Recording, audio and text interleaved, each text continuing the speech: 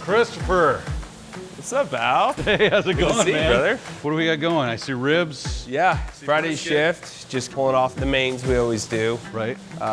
Big line, gets crazy here. Yeah. One of my favorite things, though, to cook here is the lechon. Lechon. Yes. This is a whole pig. We do a Puerto Rican style, red beans and rice, the whole gambit.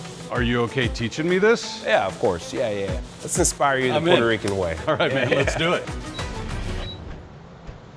So this is not gonna be what Sam Jones taught me. It's going to be completely different. I mean, we're using the same animal. We're Right. just doing it, culturally speaking, a different way.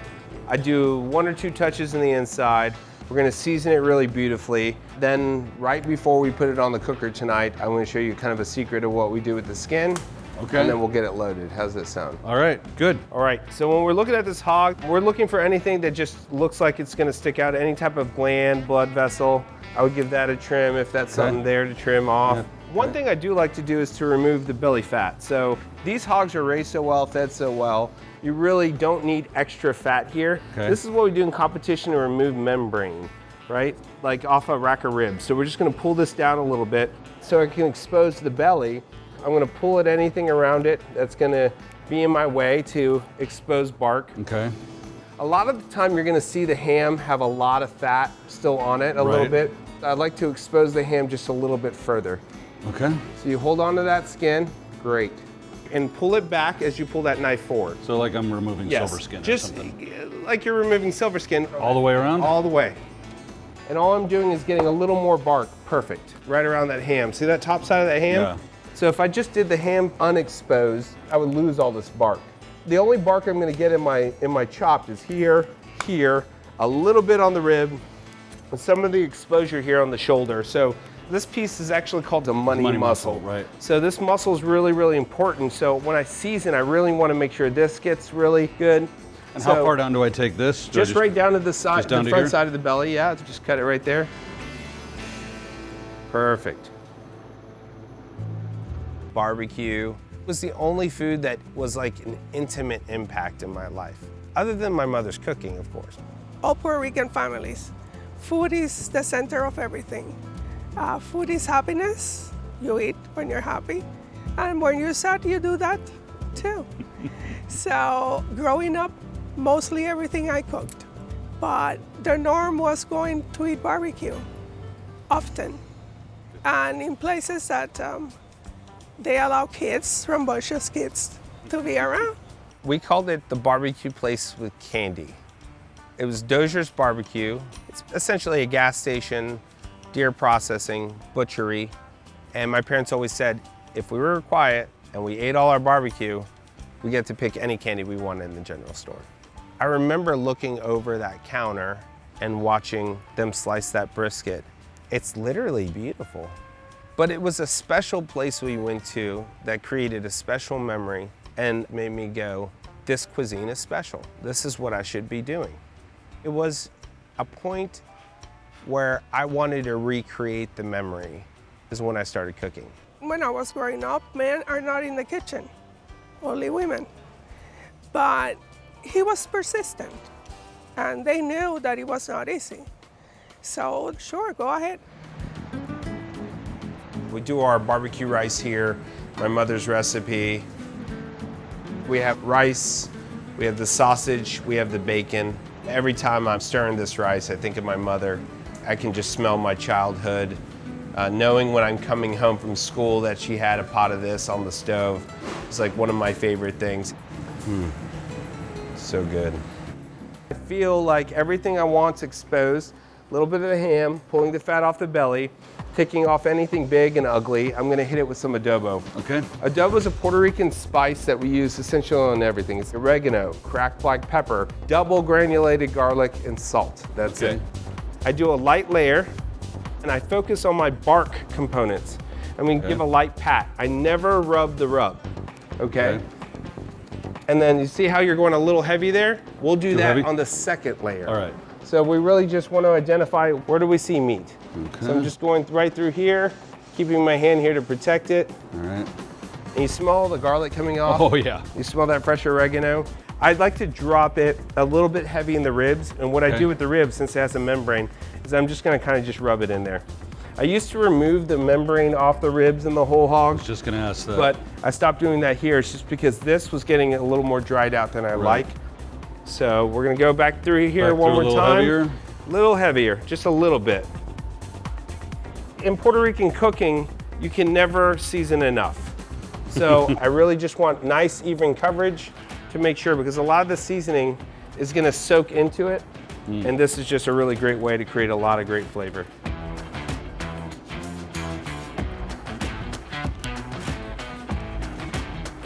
It looks great. Great job, by the way. Thank you. So we're gonna let this sit here. We're gonna stick this in the walk-in for a few hours, and we'll pull it out, and I'll show you how to dry out the skin. All right. So, your grandfather, he called you the bull, right? Did I tell you that? No one's asked about that. Like in Puerto Rican culture, we really highly value the older generation. They're highly valuable. They're the wisest. So when I saw my grandfather, it's like being in the presence of Yoda all the time, you know? And he would sit me on his lap in the same chair. It was like a Barca lounger, and he would turn on old Spanish classic Puerto Rican music on the record player and let me put down the record. And he had a wall around his TV of all these different shelves of gifts he's received throughout his life. And there was this Red Bull from Spain, but my grandfather would point at that Red Bull and tell me I was that bull. And he used that analogy all the time. Every time I saw him, you're that bull.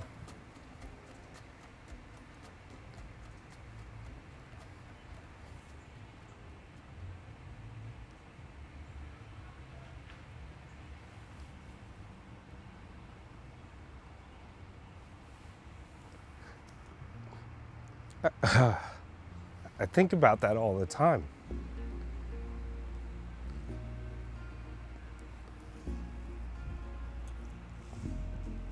I really want to honor him with the work I do.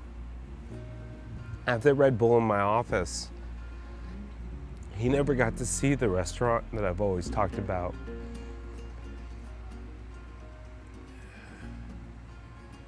But we have to honor our last name. We have to honor our family. It's the Puerto Rican way. What do you think he saw in Chris? Maybe he saw himself. I mean, He came to the States to go to dental school. So, yeah, it takes a lot of drive. You know, it's really unique because my grandfather really saw things in me that I didn't see in myself. When he would come to the States and watch me play soccer, I played just a little bit better because I knew he was watching. Like, I'm truly honored to have the abuelo I did. And I don't want to squander all of his hard work just because I wanted to be something special. My life is to honor God, my wife, my children, then my family. I just want to make sure when my grandfather and I had our little one-on-one in the hospital, literally right before he passed, I just want to make sure I honor specifically, you know, my promise to him. It's been in the walk-in cooler, it's been marinating in that adobo.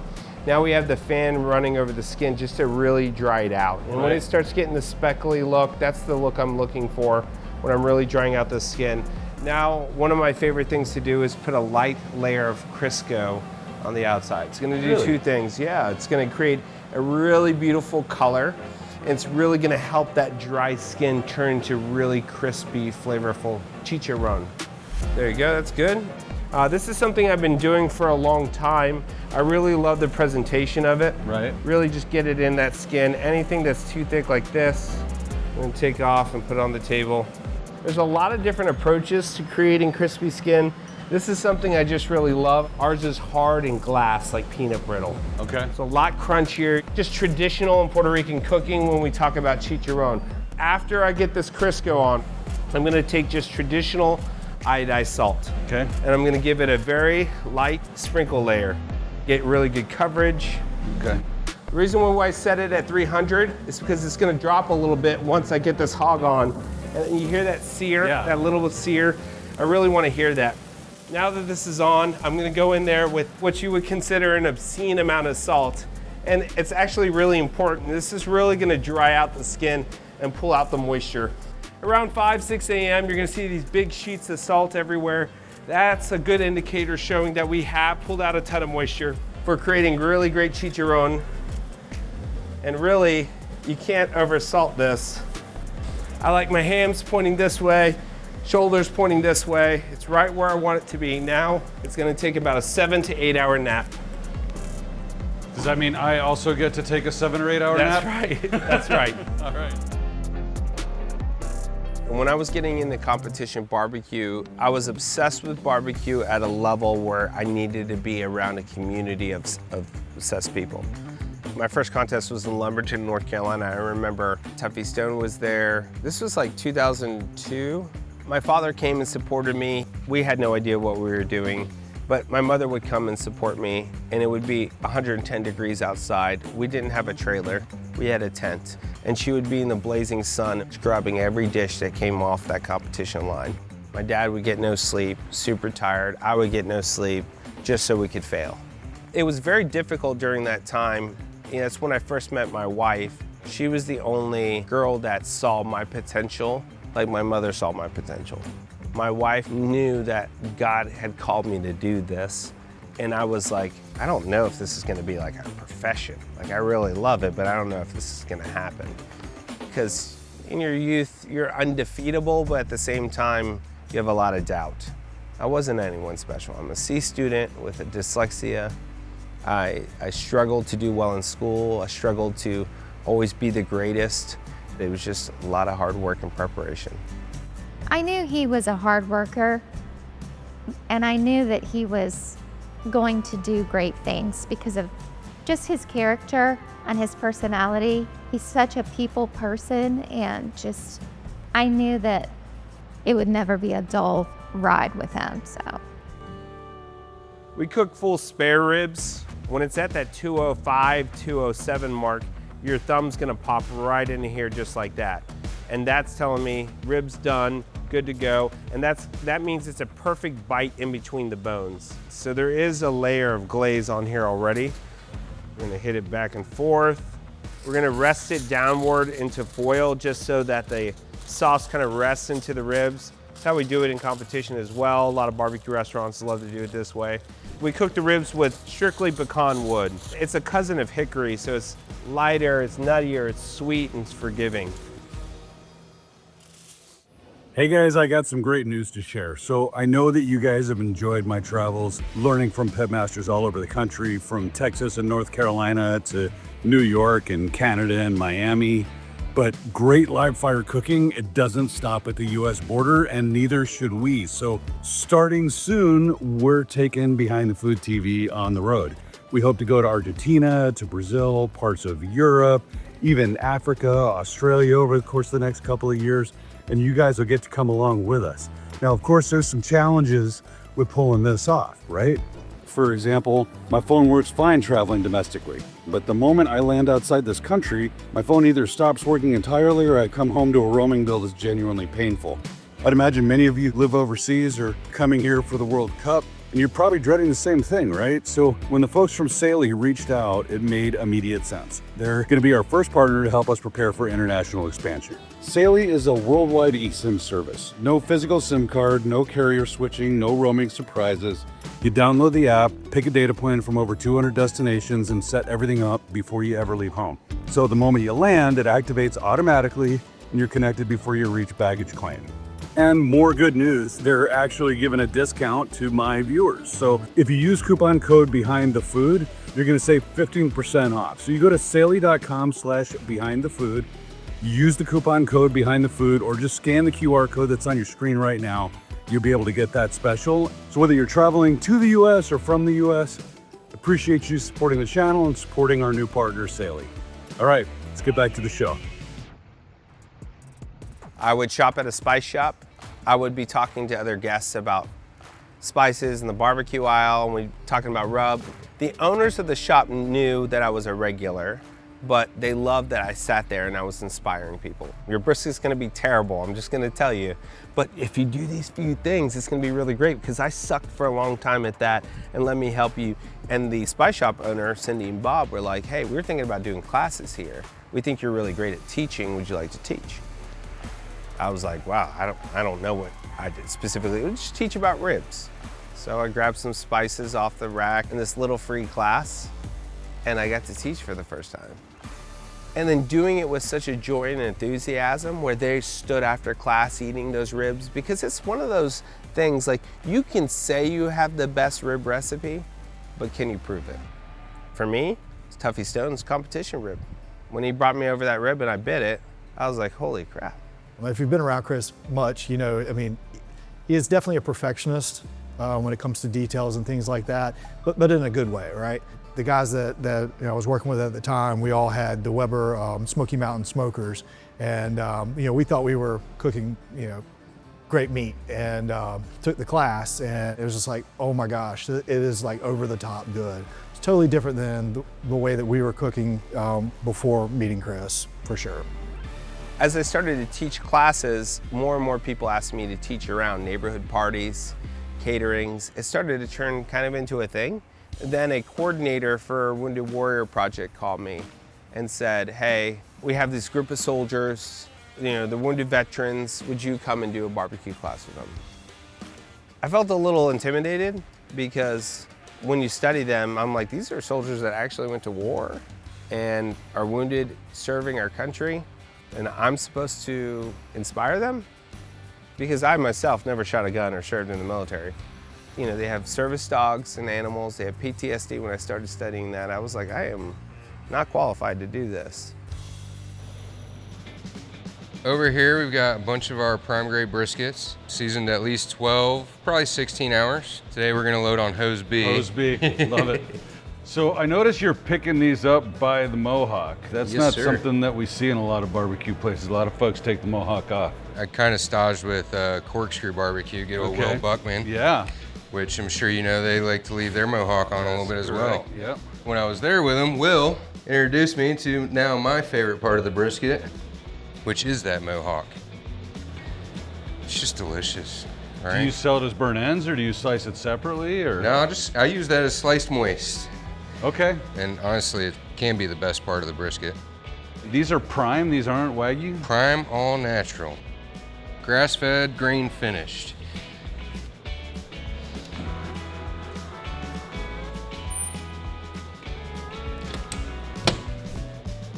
So these are our pork butts. All natural, Duroc blended pig. Same seasoning profile as our brisket. Throw them on. Typically try to keep these on the hotter side. Hence why I got all the briskets on the colder side today with the cross load. Big difference between North Carolina and Texas is pork country, right? Right. We do more of a, kind of like a Texas, Kansas City style, if you will. So it's gonna be salt, pepper, rest it with a little bit of sweet, and then when we process it fresh for our guests, we'll toss just a little bit of our house sauce into it. So it's a little bit of Kansas City, a little bit of Texas, a little bit of North Carolina, all kind of in one. That's right. All loaded up. You can go ahead and let these sit for probably about a good 15 hours before we go ahead and check those. First check will be about 5:30. I guess we'll be back here bright and early then. As long as you're up for it. So my first Wounded Warrior class was interesting because it actually ended up a day that was pretty terrible for me. You know, I prayed and wanted to connect these soldiers on a deeper level, knowing that I had no idea of what they've been through, no idea of what, you know, signing your name on the bottom of the line for this country means. And as the soldiers, I was preparing for that class, as the soldiers started to arrive, there was everything that I learned. There was the soldier with the dog, there was amputees there was big intimidating, they were all tatted up, you know, and looking like soldiers. And I remember so well because I had beans put on a gas hog cooker, and I had a soldier come up to me asking me about the class and how excited he was.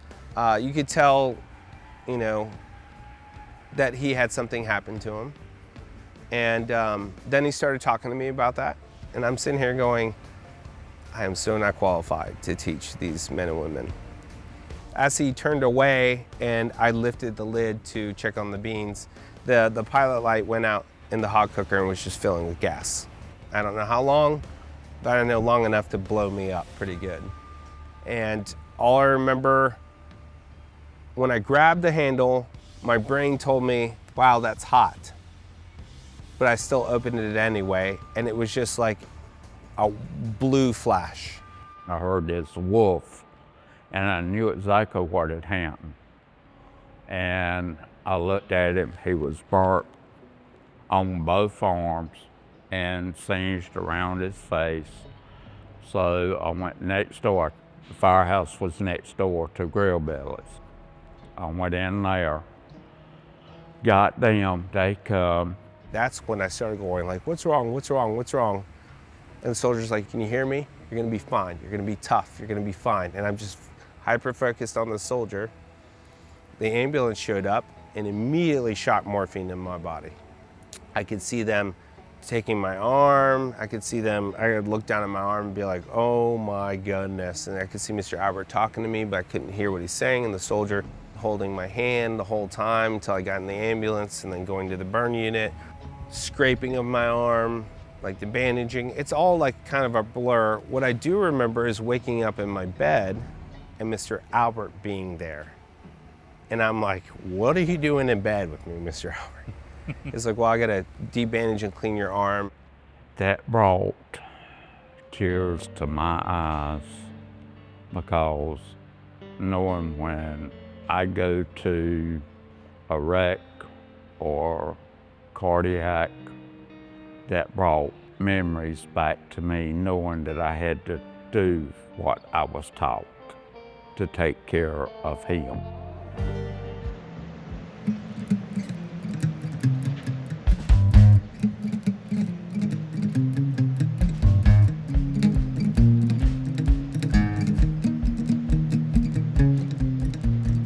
Morning. Morning. So, you promised me a beautiful hog. That's right. After a nice nap. I got the nice nap. All right, you ready? Yeah, I'm All ready right. to see it. So remember what I said with the salt? You were not kidding about the salt. Yeah, the salt's gonna create that crust. So now we're just gonna move off the crust as much as we can.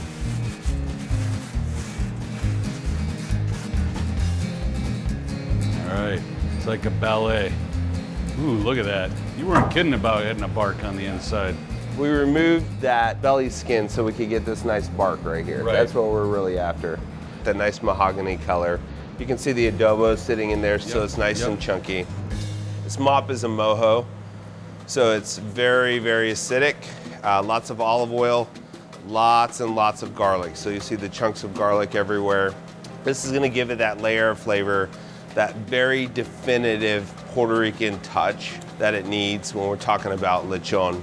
All I have to do is make sure I can see the garlic in here, make sure I can smell the acid in the air, and just make sure it's that right color, that kind of greenish yellowish tint. All we're doing now is just slowly breaking down the shoulders and the hams. You can see there's not a lot of give here. This shoulder's still got a lot of bounce to it. Same with this ham. Still a lot of bounce. You see what you did so beautifully, exposing that ham. Now we have this big, beautiful section of bark here and here that we can use in our chopped.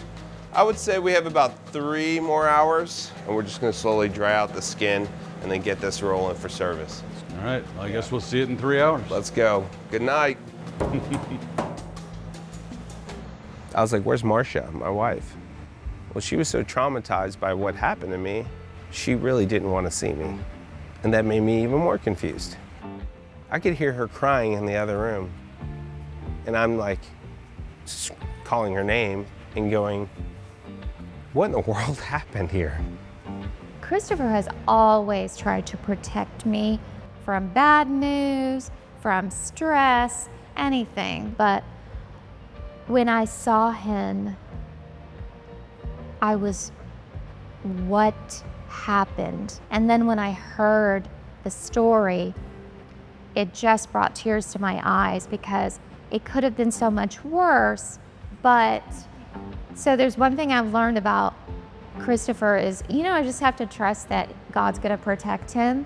It was excruciating pain being burned.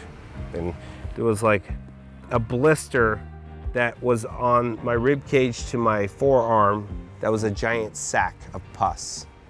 And like me going, can I barbecue anymore? Can I hold hot things anymore?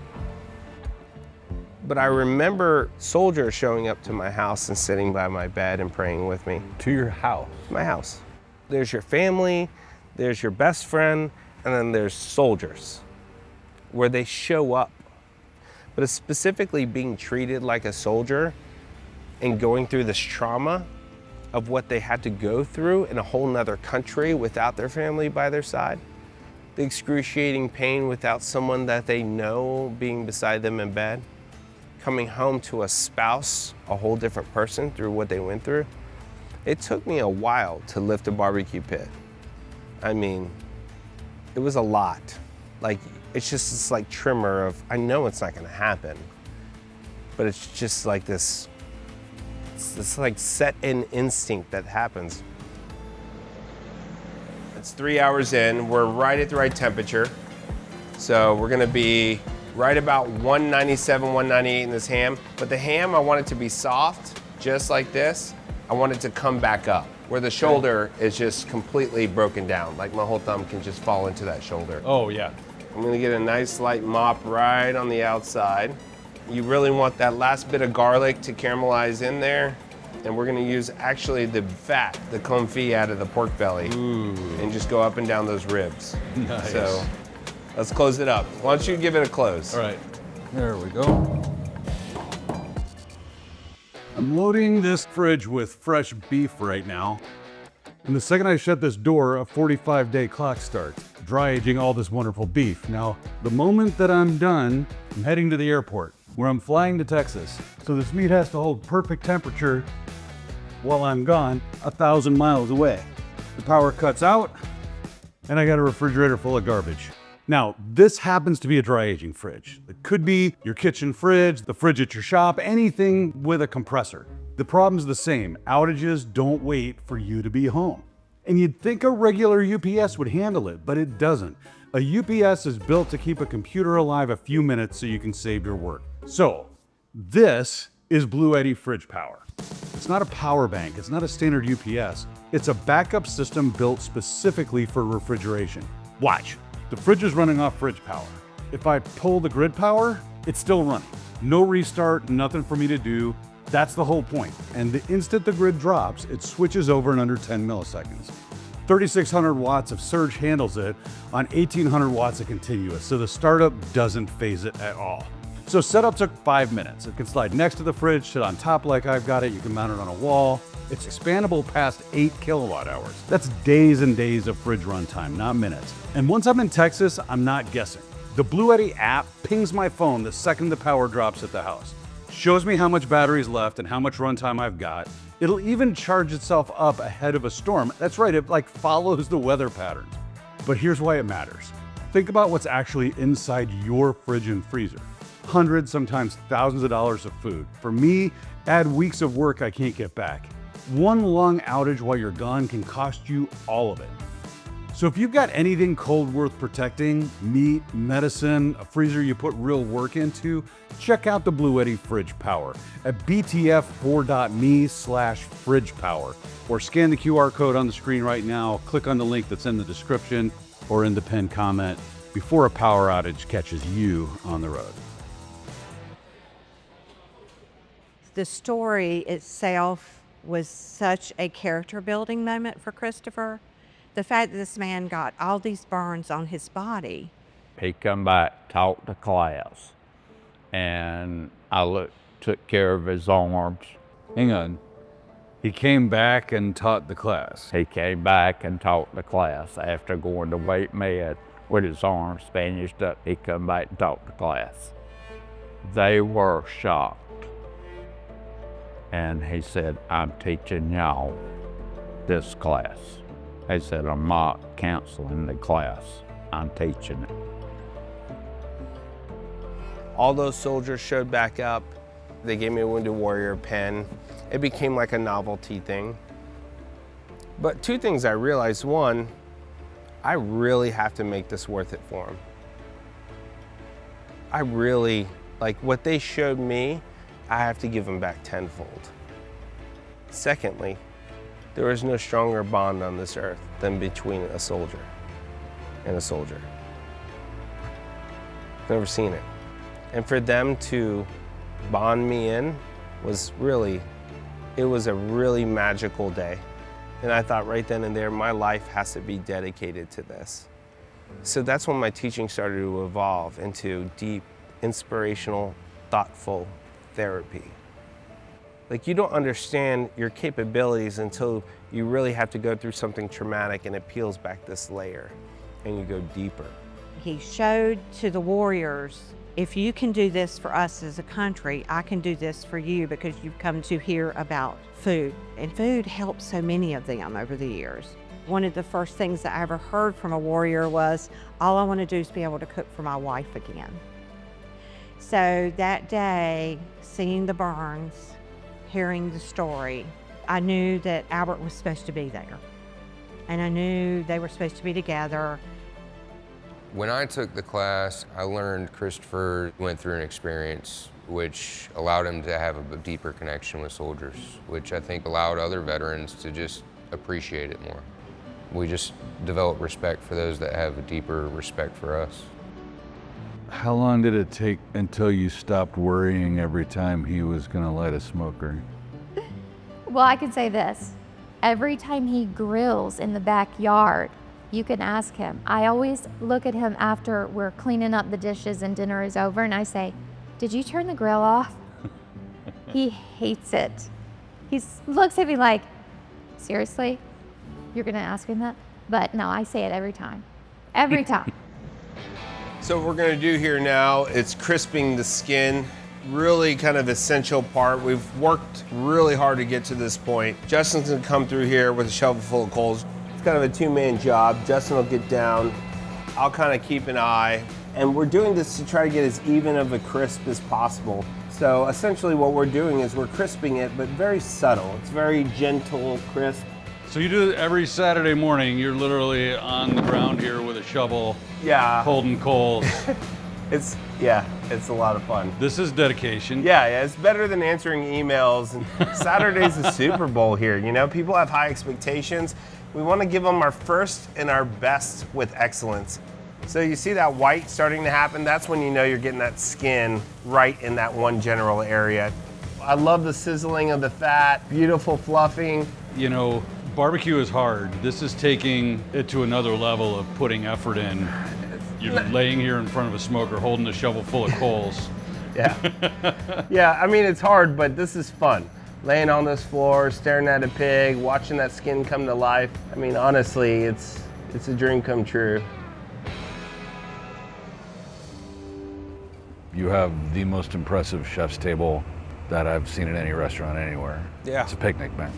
It's a picnic bench with a plaque. And the plaque is what makes it special. What makes it extraordinary is the people that sit at it. I would never have what I have, and I couldn't live the life that I live unless they signed that certificate to serve this country.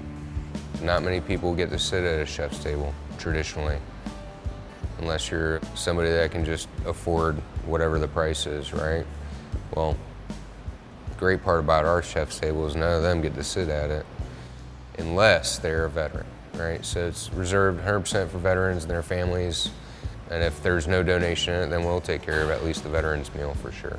Between that, veterans parking, they can come right into the garage door, sit at their table, wait on them, just like a full service restaurant, which is rewarding. And for me, I get to cut up with somebody and talk smack, maybe if they're in the Marines or a different branch, because that's what we do.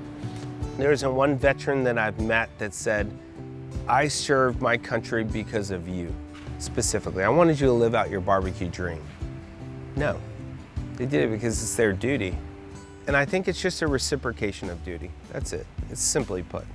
I didn't have to ask them. They shouldn't have to ask me.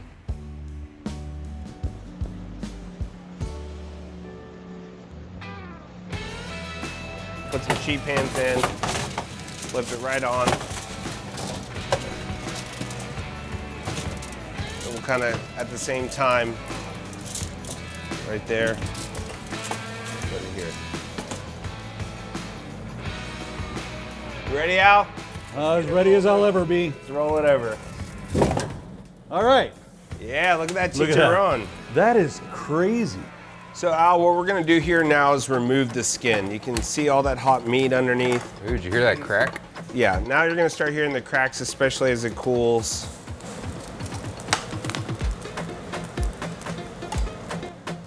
It smells incredible. Yeah, it's pretty awesome. I like to take it off the leg right here and go around, because we got that ham skin, so you see the ham pull up there.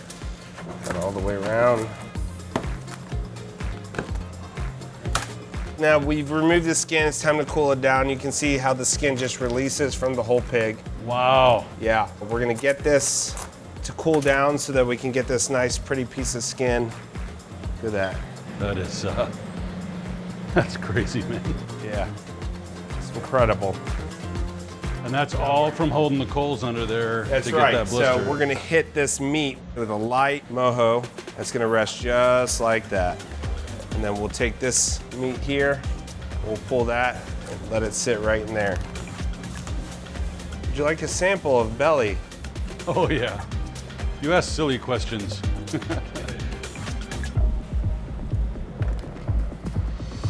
So good. This is not like any whole hog I've ever tasted. Why don't you break that skin? Still gotta cool down a little bit. It's gonna get even crispier over time. That's not a sound effect, guys.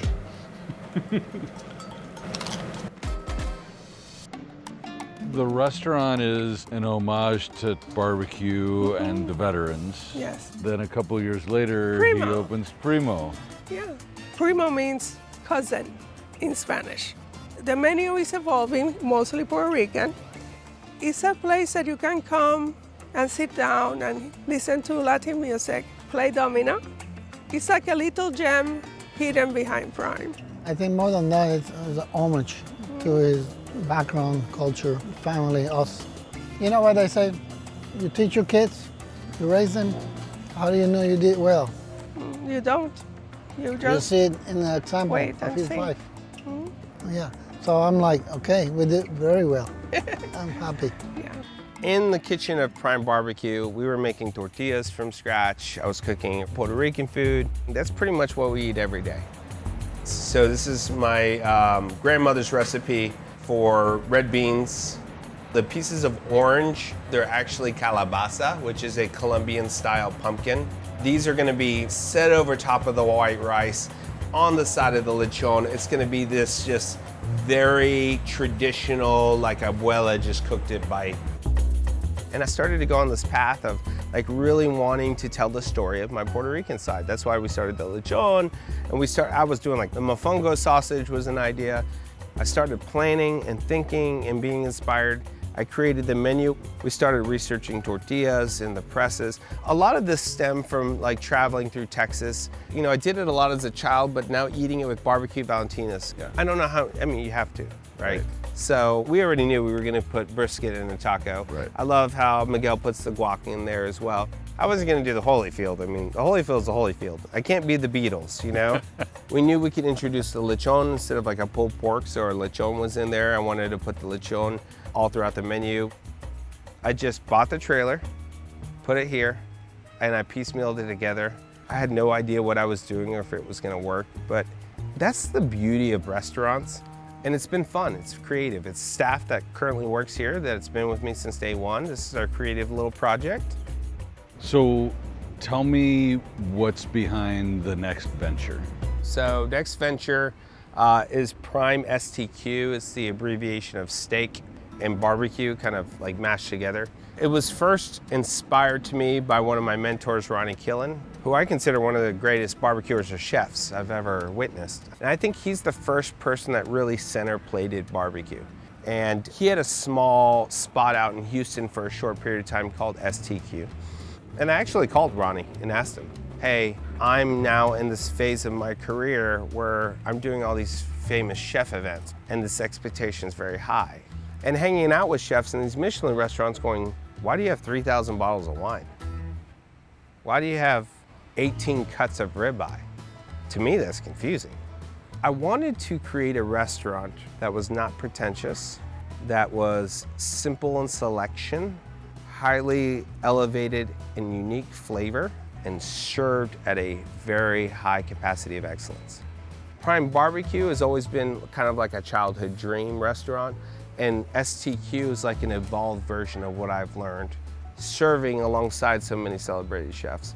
I just am trying to celebrate everyone, both your Uber driver and the person in the back of the Uber can go into my restaurant. All right, so first thing we like to do is process our skin.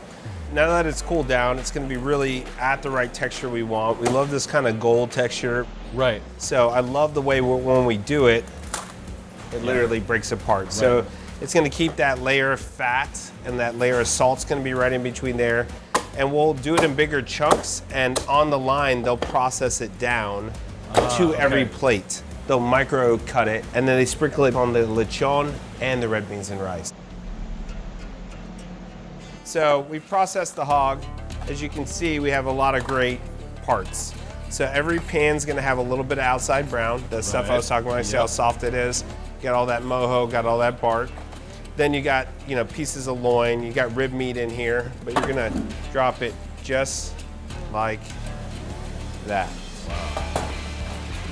So we're just gonna give a kind of a coarser chop, right? Get that loin cut up. So now we got all the meats kind of mixed together. There's light, there's dark, red from the amino acid smoke. We're gonna give them a nice, clean cut through.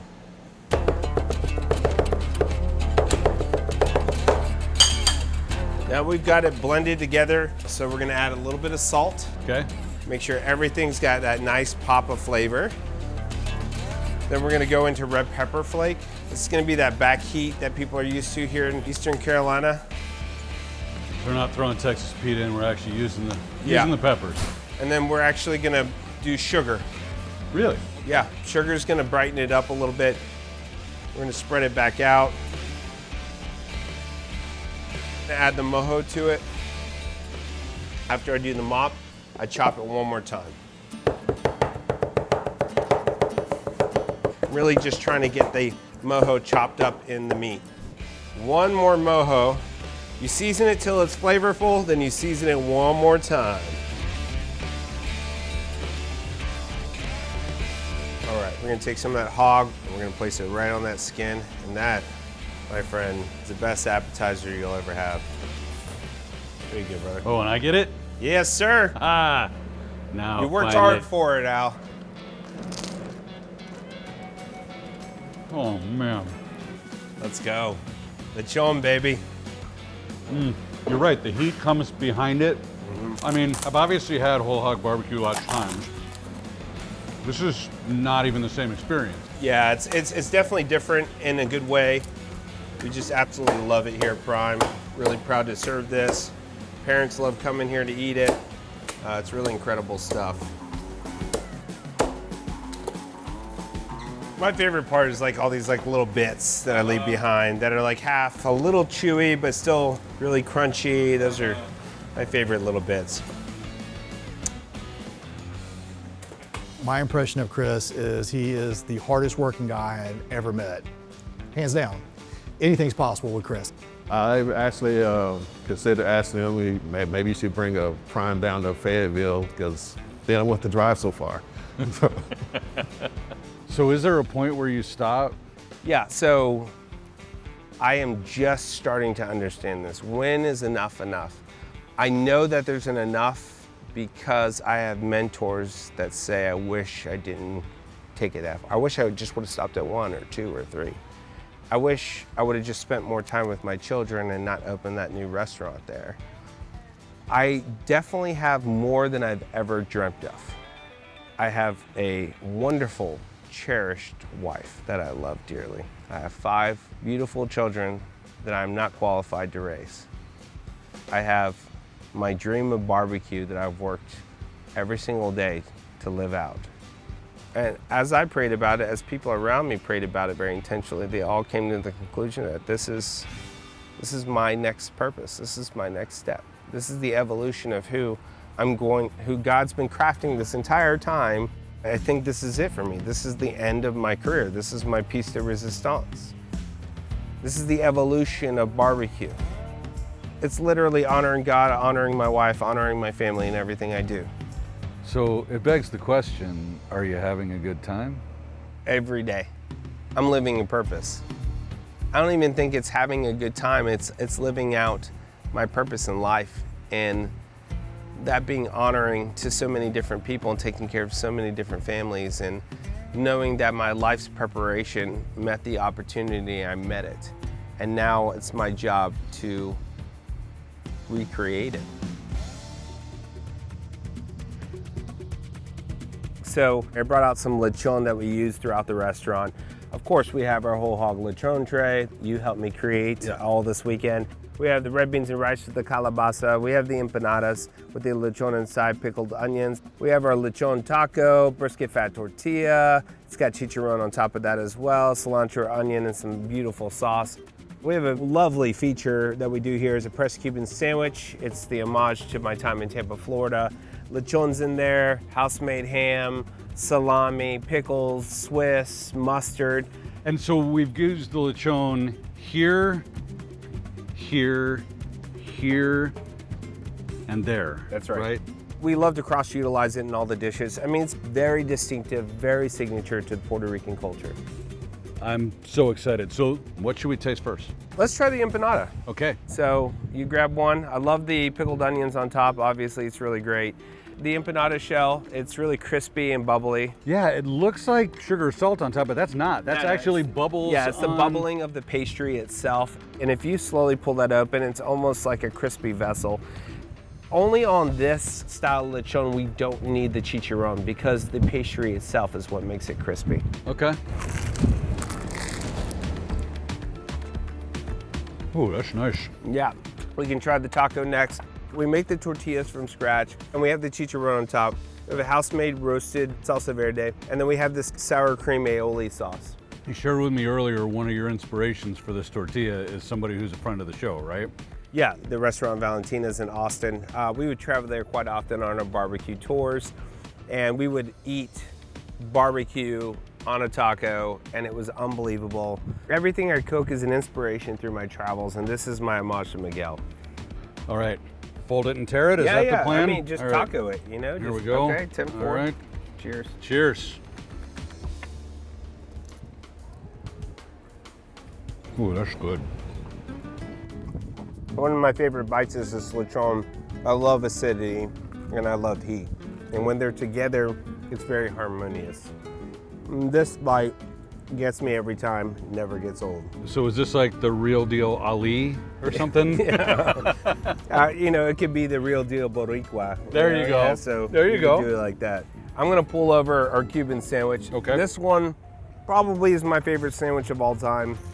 So we had the bread shipped in from La Segunda Bakery. That's out of Ybor City. Really? Mm-hmm. For those of you that don't know, Ybor City is kind of the Cuban quarter in Tampa. Right. And in Tampa, the original OG Cuban sandwich actually has black pepper salami in it. Right. So we kept that.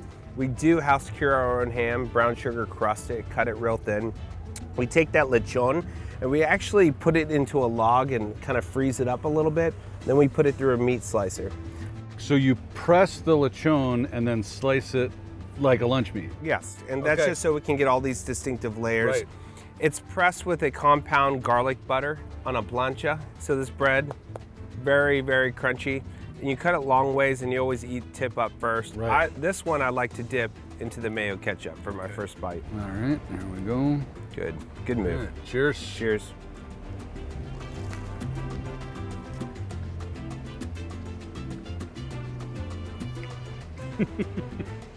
You win.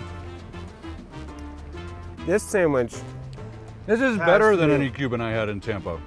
I love this sandwich. People go nuts for it. And now we're gonna get into the lechon. Okay.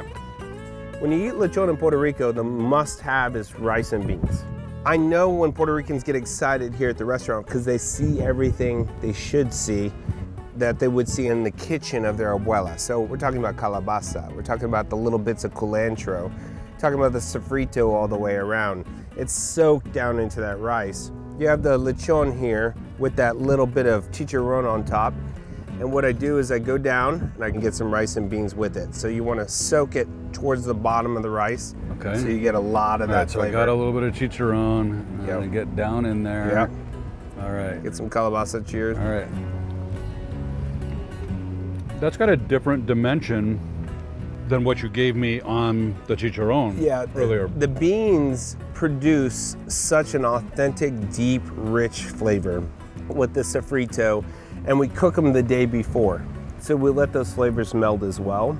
And then when you combine this together with the lechon, it's unbelievable. You know, I met some folks, a family that comes here every Saturday for your lechon. They literally turned it over and mixed it all together, and so they have the right approach, you know, and they've taught a lot of people that. That family's been coming here since day one, and they love the lechon. They were bold enough to try it. It was way out of their ballpark, and when they ate it, they're here every Saturday. And people will see their plate because they're always here early and get I want exactly what they're having. It's like your own scene from Harry Met Sally. Yeah, that's right. That's right. So, you know, you guys are just gonna have to come to Nightdale, come to Raleigh, stop by, say hi, come see Christopher and taste all this stuff. Thank you for doing this, Christopher. Great job cooking with you. I enjoyed it. Thank you, man. It was super fun. Yeah, such a blessing.